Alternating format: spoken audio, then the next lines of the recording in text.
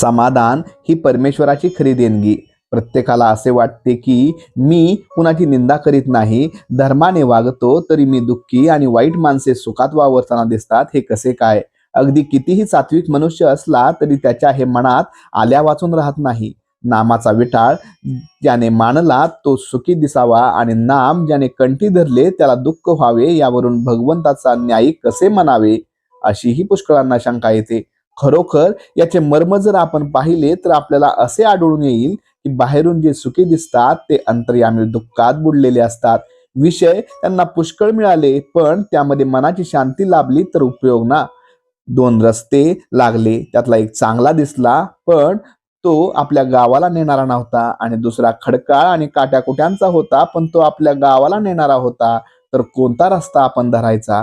भगवंताकडे जाणाऱ्या लोकांचे गीतेमध्ये दोन वर्ग सांगितले आहेत, एक सांख्य मार्गी आणि दुसरे कर्मयोगी। ज्यांनी स्वतः वासना कमी असून त्यांच्या इंद्रियांवर ताबा चालतो, जे जन्मापासून तयार असतात ते सांख्य मार्गी होत।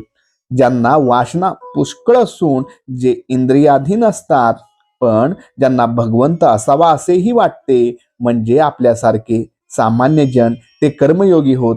सांख्यांचा साधन मार्ग अर्थात सूक्ष्म आणि उच्च प्रतीचा असतो, आपला मार्ग जड, सोपा, सुखकारक असतो।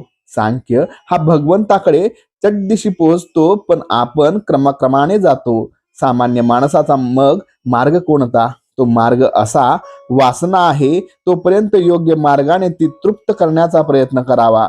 पण सृष्टीमधला सर्व घडामोडी ईश्वराच्या सत्तेने घडत असल्यामुळे आपल्या प्रयत्नाचे फळ ईश्वरावर अवलंबून आहे, हे ध्यानात बाळगून समाधान ठेवावे।